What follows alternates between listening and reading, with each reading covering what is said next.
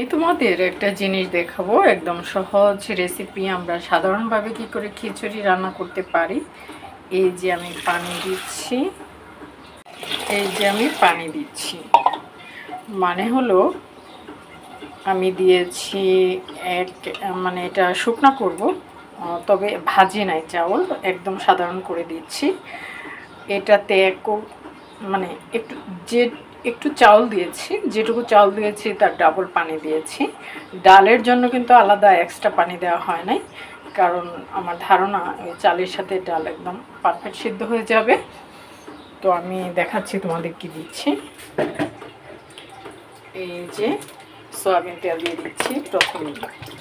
আচ্ছা, তারপর আমি খিচুড়ি পাকাচ্ছি, এই দিচ্ছি সামথিং মানে মরিচের গুঁড়ো, এ হচ্ছে হলুদের গুঁড়ো, তো একটু দিয়েছি।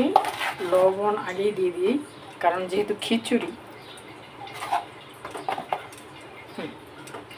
অন্যান্য মশলাগুলো নিয়ে আসতেছি আমি। আচ্ছা, এখানে আদা রসুন পেস্ট করা আমি কিন্তু একটু দিয়ে দিব, ব্যাস। আর দিব হলো গরম মশলার পাউডার দিব না, আস্ত গরম মশলা দিয়ে দিব, আর কোনো মশলা ইউজ করব না আমি। ওকে, তবে একটু জিরে ধনিয়া দিলে ভালো হয়, হালকা। আচ্ছা, এইখানে এই যে আমি সব কিছু দেওয়া শেষ, শুধু পেঁয়াজ দিব, তারপর ঢেকে দিব, হয়ে যাবে ইনশাল্লাহ। আর আমি তোমাদের বলেছিলাম যে আমি আস্ত মশলা ইউজ করব, নো, আমি পাউডারটা ইউজ করেছি। এখানে দেখাইছি তোমাদের কি কি দিয়েছি, আর দেখানো হয় নাই যেগুলো, সেগুলো আমি বলছি। অল্প একটু ধনিয়া গুঁড়ো দিয়েছি, সামান্য জিরে গুঁড়ো দিয়েছি, সামান্য গরম মশলা পাউডার ইউজ করেছি, আর হচ্ছে এই যে তেল তো দিয়েছি, রসুন বাটা আদা বাটা দিয়েছি, লবণ দিয়েছি। এখন শুধু পেঁয়াজ দিব, তাহলে হয়ে যাবে, আর ঢেকে দেব। এই যে পেঁয়াজ, ব্যাস, আর কিচ্ছু দিতে হবে না। আমরা কিন্তু এরকম সহজে খিচুড়ি তৈরি করে ফেলতে পারি। এই খিচুড়ি, এই যে কম ঝাল দেওয়া খিচুড়ি কিন্তু বাচ্চারাও খেতে পছন্দ করে। যাদের গ্যাস্ট্রিক আলসার রয়েছে তারাও কিন্তু এই যে এই খিচুড়ি পছন্দ করবে। এটা আমরা এটার সাথে কিন্তু চিংড়ি মাছ দিতেও পারি, ডিম দিতে পারি, মানে ডিম বোনা দিয়ে খাওয়া যায় খিচুড়ি। গরুর মাংস, খাসির মাংস, হাঁসের মাংস, মুরগির মাংস, সব কিছু দিয়েই কিন্তু আমরা এই খিচুড়ি পরিবেশন করতে পারি। সো এভাবে সহজে আমরা খিচুড়ি রান্না করে ফেলতে পারবো ইনশাল্লাহ, আর কোনো ঝামেলাই রইল না।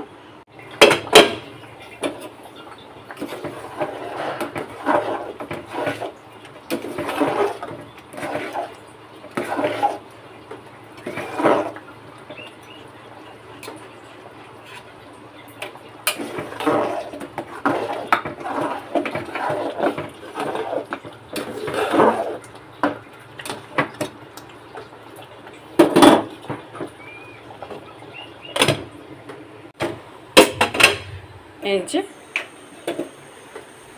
যে একদম না, আর ইয়া করা যাবে না, হয়ে গেছে। এই যে মানে খিচুড়ি বলে আমি কিন্তু আগেই লবণ দিয়েছি, এখন আর লবণের প্রয়োজন নেই। তোমরা হয়তো ভাবতে পারো যে নাহারাপু এই হাঁড়িতে কেন রান্না করেছে। আসলে এই হাঁড়িতে কেন রান্না করেছি, আমরা কিন্তু এই যে আমি সোশ্যাল মিডিয়ায় কাজ করি, যে হ্যাঁ ব্লগে দিচ্ছি, সেখানে কিন্তু আমরা ধনী গরিব, বড় লোক, ছোট লোক, ফকিন্নি থেকে শুরু করে হাই পজিশনের লোকজনরাও দেখছে। তো অনেকে ভাববে যে আমি সুন্দর হাঁড়ি না হলে রান্না করতে পারবো না, কিন্তু আসলে সুন্দর হাঁড়ি না হলেও সুন্দর রান্না হয়, রান্না টেস্টি হয়।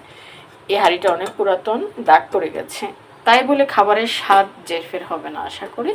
তো তোমরাও এরকম হাঁড়ি, মানে ভালো সুন্দর হাঁড়ি না হলে কিন্তু ভালো রান্না করতে পারো। সে কারণে দেখাচ্ছি। আল্লাহর রহমতে হাঁড়ি কেনার সামর্থ্য আছে, বাট আমি এটাতেই রান্না করি।